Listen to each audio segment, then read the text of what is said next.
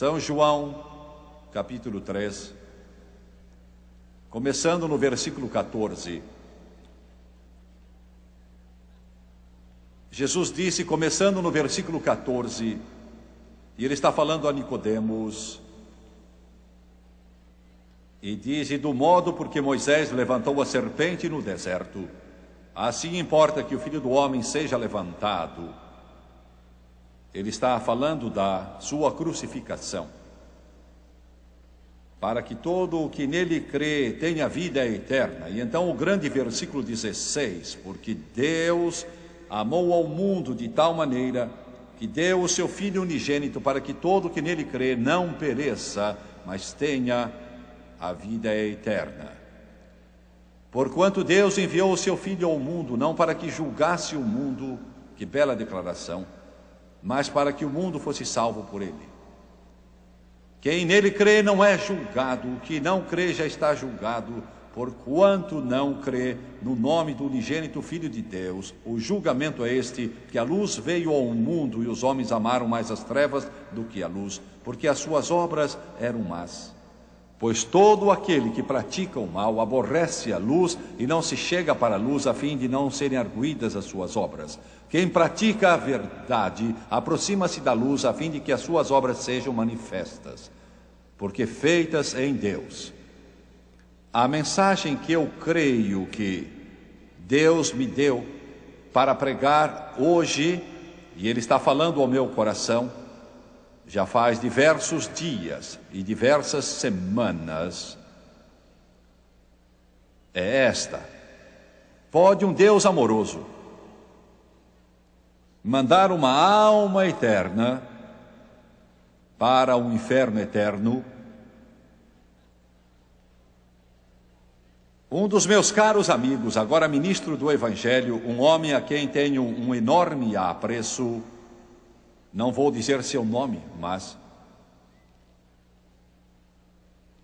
quando ele estava na adolescência ainda, ele caiu de cama, seriamente enfermo. Alguns dos melhores médicos do lugar disseram que ele não viveria, seria impossível, poderia ir num instante. Ele tinha nesse tempo uns 15 anos. Estava preso à cama, sem poder pôr os pés no chão. Quase todos os dias ele perdia a consciência e voltava. Antes de ele ficar doente, com essa doença de sangue do coração, ele era membro de uma certa igreja, muito fiel, nunca faltava, já tinha sido batizado. E um dia à tarde, logo antes do almoço, se bem que não comesse nada, o irmão estava com ele.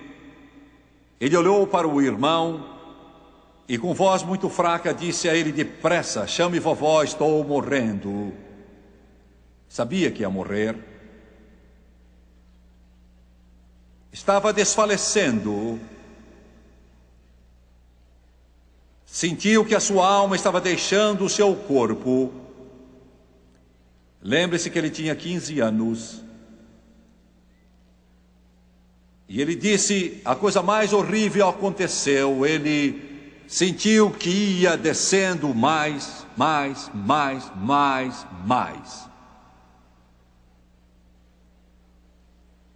Quando chegou, estava no lugar mais horrível que alguém pode descrever. Os pensamentos humanos não podiam imaginar e as palavras não podiam descrever. Não era possível de se pensar. Os gemidos terríveis, gritos, suspiros, soluços, que pareciam imensas cachoeiras, disse ele, que provinham daqueles corações atormentados, dos milhões que estavam lá, pois tinham ido ao inferno.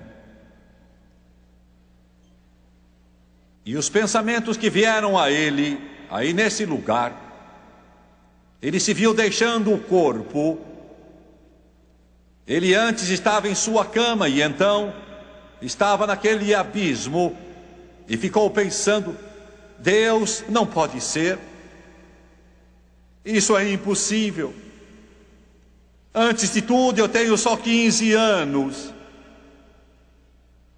Segundo, sou membro de uma igreja. Terceiro, já fui batizado em água. Quarto, eu sempre ia à igreja antes de ficar doente. Procurei ser bom. Agora ouçam bem o que eu estou dizendo. E ele disse que algo chegou a ele no meio de tudo aquilo, um espírito. Então pôs a mão no seu ombro e disse: acompanhe-me. E ele viu uma porta se abrir e o barulho que crescia de volume, som que vinha daquelas gargantas de milhões e mais milhões, subiam literalmente por aquela grande abertura. E ele estava se retorcendo e soluçando: oh meu Deus, meu Deus, meu Deus, não posso vir a este lugar. E o Espírito o puxava cada vez mais. E aí de repente, ele disse, uma voz surgiu, ou melhor, soou. Não viu ninguém, mas parecia em sua mente, no coração, no espírito, ele sabia que era Jesus. Jesus disse não, com uma voz de autoridade disse: pare. E o espírito largou sua mão, o espírito mau nessa hora. Alguns minutos depois ele acordou, naquele mesmo quarto em sua casa, e a avó estava curvada lavando seu rosto, e ele estava lá chorando e soluçando, sabendo que se Deus o deixasse morrer, ele teria ido para o inferno para todo o sempre. Sabendo que apesar de ele ir à igreja, ser fiel à sua igreja, ser membro de uma igreja, ser batizado em água, tendo somente 15 anos, ele nunca tinha nascido de novo.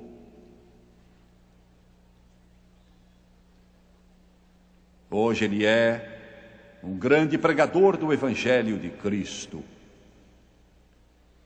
Vou fazer a primeira pergunta hoje. Este é um assunto sobre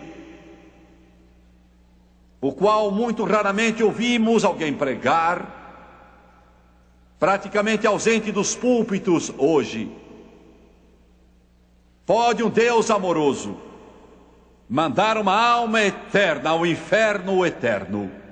Antes de tudo, como sabemos que existe um lugar chamado inferno? Como sabemos que um lugar como esse realmente existe?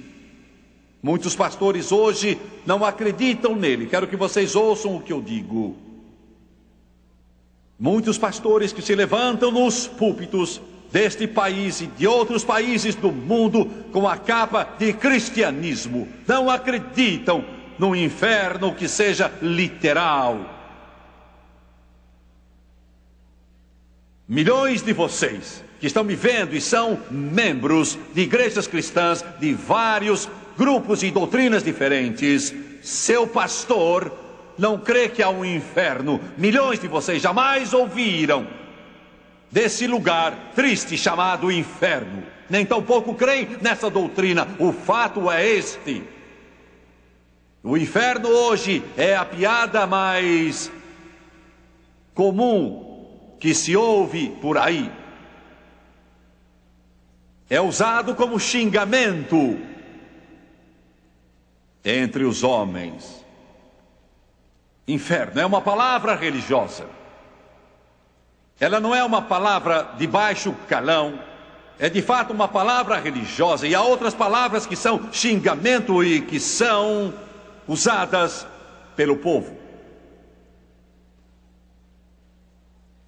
mas não são religiosas, não. Uma frase que se ouve muitas vezes por aí, e milhões dizem quando não gostam de alguém, dizem: vá para o inferno, sem ter ideia nem remota do que de fato estão dizendo, e nem de longe entendendo a conotação da palavra que usaram e do significado de mandar alguém para este lugar terrível. Vá para o inferno. Como saber se há um lugar como esse? Não faz diferença. O que os teólogos dizem não faz diferença. O que os seminários ensinam não faz diferença. O que os educadores dizem não faz diferença. O que evolucionistas dizem não faz diferença. Ouçam. De fato não faz diferença. A única coisa que faz diferença é o que ela diz. A Bíblia. A Bíblia. A palavra de Deus. A Bíblia nos diz que há um inferno. No capítulo 16 do Evangelho de São Lucas, Jesus mesmo diz estas palavras. Versículo 23. Ele conta a história nesse famoso capítulo, e não é uma parábola, é um acontecimento real que de fato se passou. E ele diz: no inferno, falando desse homem que morreu e foi para o inferno, no inferno, estando em tormentos, levantou os olhos e viu ao longe a Abraão e a Lázaro no seu seio. Em Apocalipse capítulo 20, versículos 13 e 14, João o apóstolo escreveu e disse: deu o mar os mortos que nele estavam. A morte e o além entregaram os mortos que neles havia e foram julgados um por um segundo as suas obras. E então a morte e o inferno foram lançados para dentro do lago de fogo. Quando ele diz isso, esta é a segunda morte, não está falando de aniquilação ou extinção. Refere-se a uma separação total, eterna, sem fim de Deus. A segunda morte. Em Apocalipse 21:8, ele diz isto: quanto porém aos covardes, aos incrédulos, abomináveis, assassinos, impuros, feiticeiros, idólatras e a todos os mentirosos, a parte que lhes cabe será no lago que arde com fogo e enxofre, a saber, a segunda morte. Aqui ele diz de novo. Assim então, há um inferno, porque a Bíblia nos diz que ele existe. E todos vocês que estão ao alcance da minha voz, os milhões que assistem pela televisão, têm de fazer uma decisão. Vão ter de resolver se preferem acreditar o que alguém lhes diz que é contrário a este livro. Vocês vão querer crer em um brilhante teólogo que ouviram falar contrário a este livro. Vão querer formar sua própria opinião e ideia. Ouçam com atenção. Ou vocês vão acreditar na Bíblia. Bem, como sabemos que esta é a palavra de Deus? Como sabemos que esta é a Bíblia? A palavra de Deus. Como sabemos que é a verdade? Tremendos ataques se fazem a este livro hoje.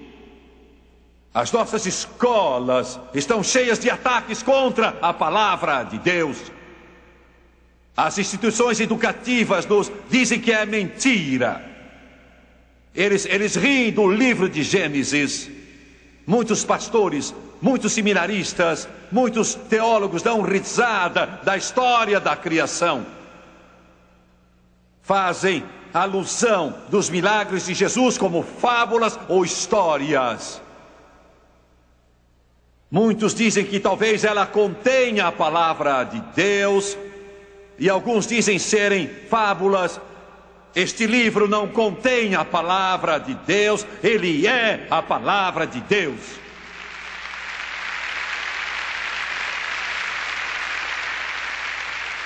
Como sabemos disso? Como sabemos? Sua alma eterna está pesando na balança. E como sabemos que isso é verdade?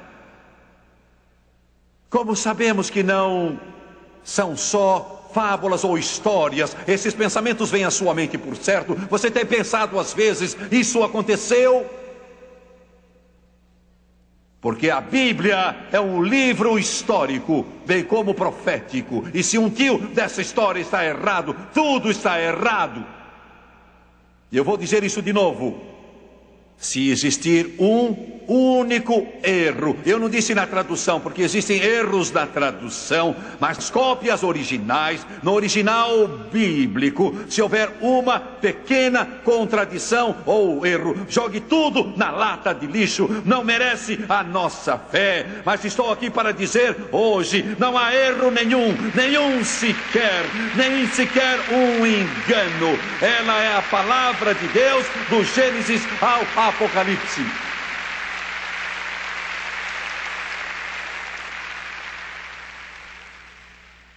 Graças a Deus pelos batistas, em sua denominação, que lutam pela inerrância das Escrituras. Fazem isso.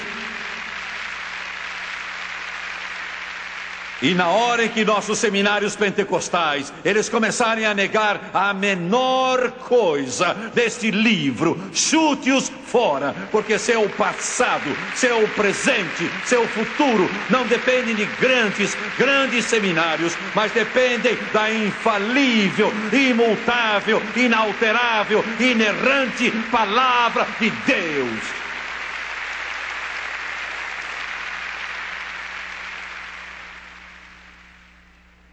Ouçam-me. Milhões de dólares têm sido gastos em arqueologia. Há mais de 100 anos atrás, alguns arqueólogos, quando escavavam e encontravam certas coisas, diziam: isso prova que a Bíblia não é a palavra de Deus. Mas todas as vezes que achavam escavações arqueológicas subsequentes, que o que pensavam desacreditar a Bíblia era desacreditado por escavações futuras, nem uma pá de terra sequer, não importa quem a tenha trabalhado, jamais desacreditou as palavras deste livro que tenho nas minhas mãos. Você pense nisso.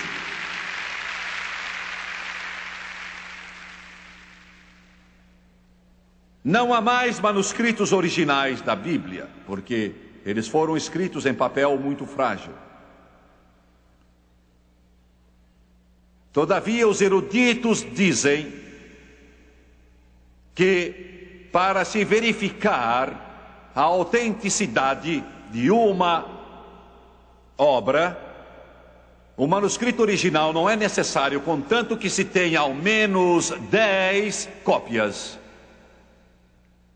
do manuscrito ou do texto original. É o que dizem os eruditos. Nenhum livro antigo tem sido tão pesquisado como a Bíblia, nenhum. A Odisseia de Homero em antiguidade é o segundo livro que não tem mais o manuscrito original, mas tem mais de 600 cópias. Não se nega a sua autenticidade.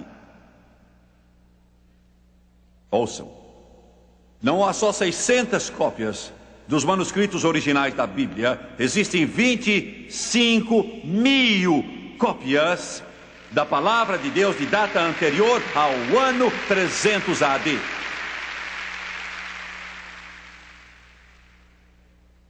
Você pode confiar sua alma, seu passado, seu presente e futuro, que ela é a palavra de Deus.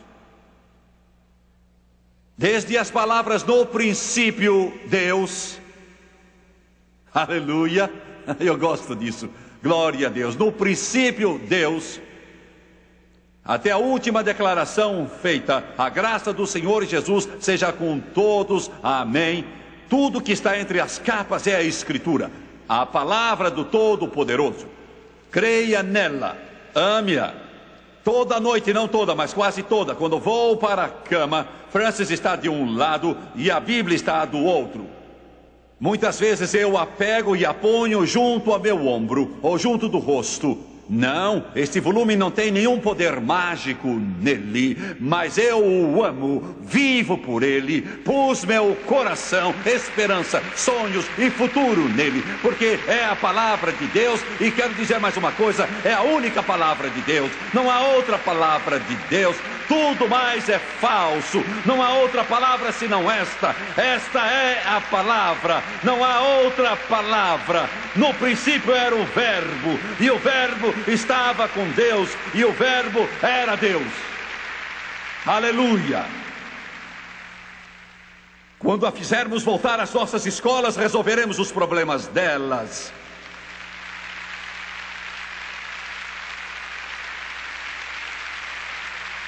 Quando ela voltar aos nossos lares, resolveremos os problemas dos lares. Quando ela voltar aos casamentos, resolveremos os problemas dos casamentos. Quando ela voltar ao Congresso, resolveremos os problemas do Congresso. Aleluia, Deus! Quando voltar às universidades, resolveremos os problemas das universidades. Eu sei que é a palavra de Deus, e a palavra de Deus me fala de um lugar chamado inferno. E que espécie de lugar é esse chamado inferno? Como é ele?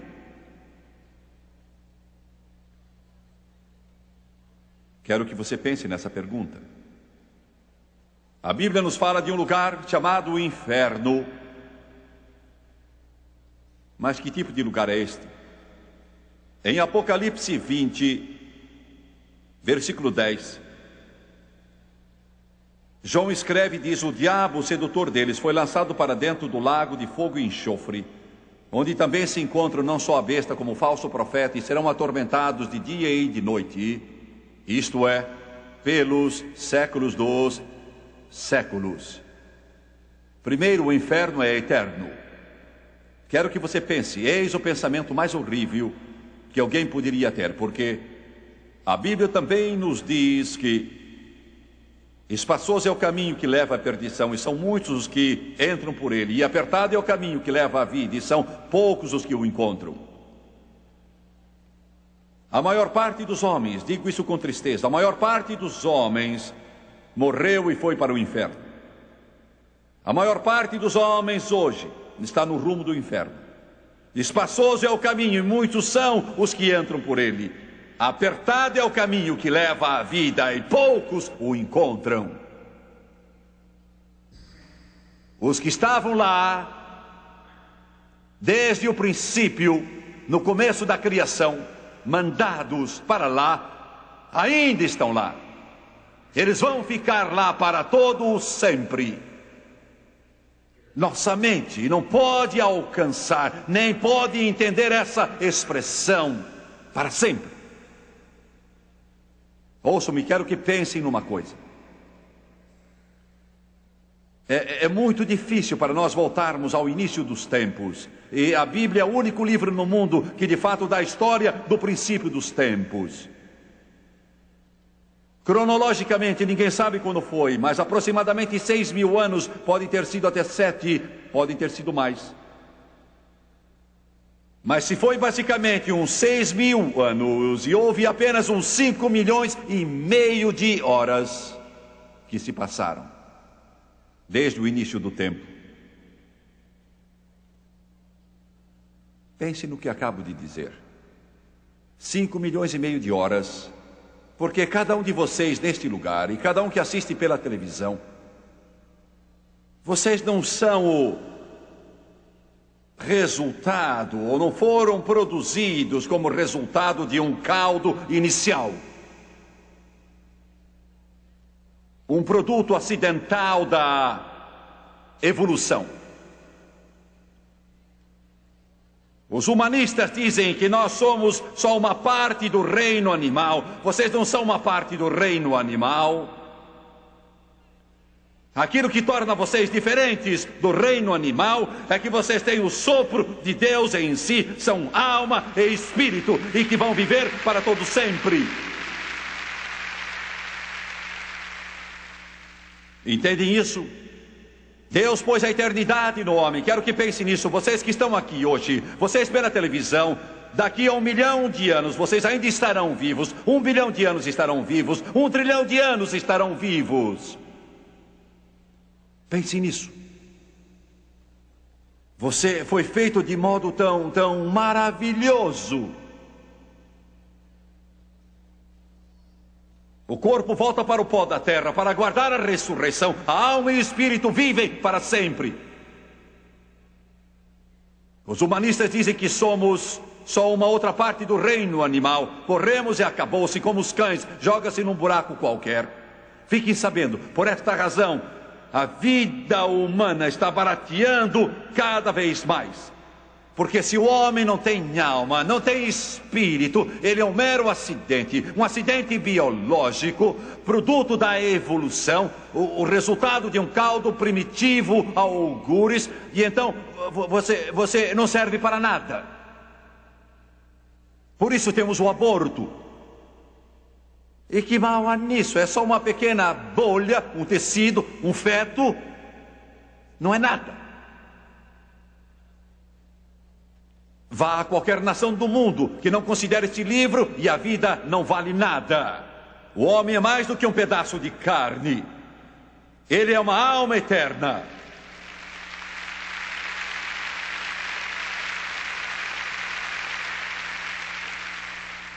Notem como estão promovendo a cremação. Hoje em dia, amplamente. Os crentes não creem na cremação, que consiste na queima do corpo após a sua morte. Por quê? Vou dizer por quê. Porque a cremação diz, é isso aí. Não há nada mais, acabou. Nada. O Filho de Deus diz, o corpo pode ter sido feito do pó, e ele pode voltar ao pó, e os ossos se desfazem, mas Deus tem um registro, e um dia a trombeta de Deus vai soar, e Deus vai trazê-lo de volta, e vai haver uma ressurreição.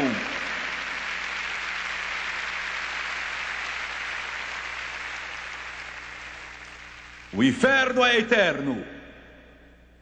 Eu orei hoje, Deus ajuda-me a dizer eterno.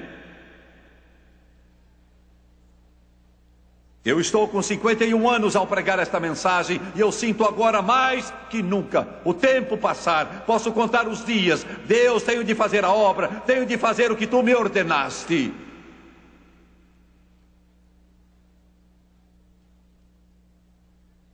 O inferno é eterno e ele também é um lugar de tormento. Eu li para vocês há pouco Lucas 16. E lá está claro, não se vive em estado inconsciente, mas consciente. Sente-se, percebe-se, lembra-se. Filho, lembra, a Abraão disse. Estão ouvindo? Chorando, gemendo, rangendo dentes. Você não pode nem imaginar como é horrível. E todos que estão aqui neste lugar, todos os telespectadores, ou vão indo para lá, ou vão indo para o céu, ou um ou outro. Pense nisso.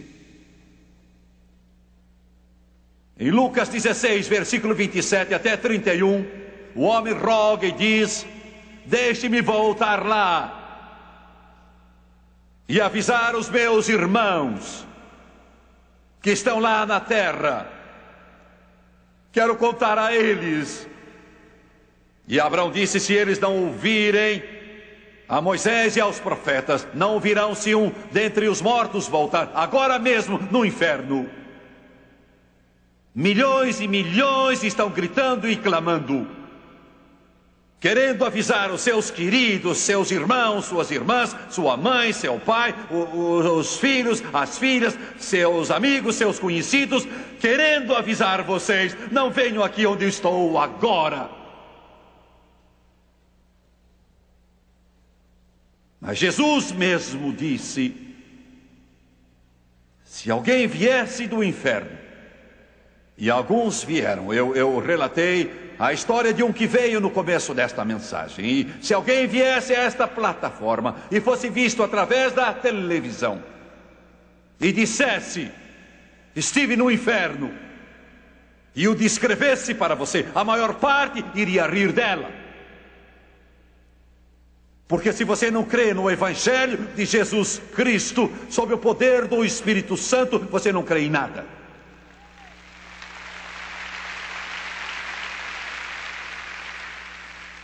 Pois bem, quem vai para o inferno? Quem vai para lá? Apocalipse 20, 15.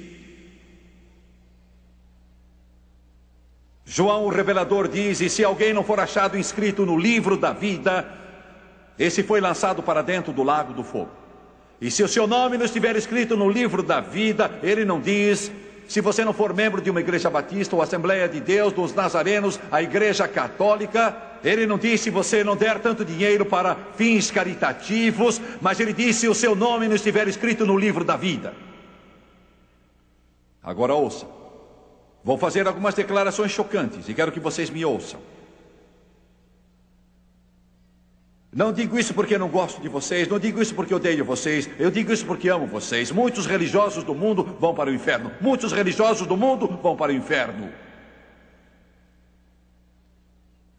Eu sou o seu inimigo porque lhes digo a verdade. Não há pastor no mundo que tenha sofrido o que eu tenho sofrido. As pilhas de reportagens, as mentiras que têm sido impressas, mas estou disposto a sofrer o que for necessário, se puder afastar uma alma do inferno para o Senhor Jesus Cristo e a vida eterna.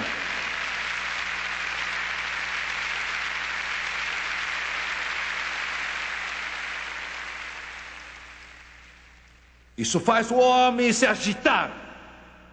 Foi isso que levou os fariseus a crucificar Jesus Cristo. Quando disse: vós sois do vosso pai o diabo, e muita gente religiosa vai para o inferno. Muita gente religiosa no mundo é a pior gente em todo o mundo. Mas do que você está falando? Estou falando disso porque eles substituíram o plano de salvação de Deus pelo seu próprio plano.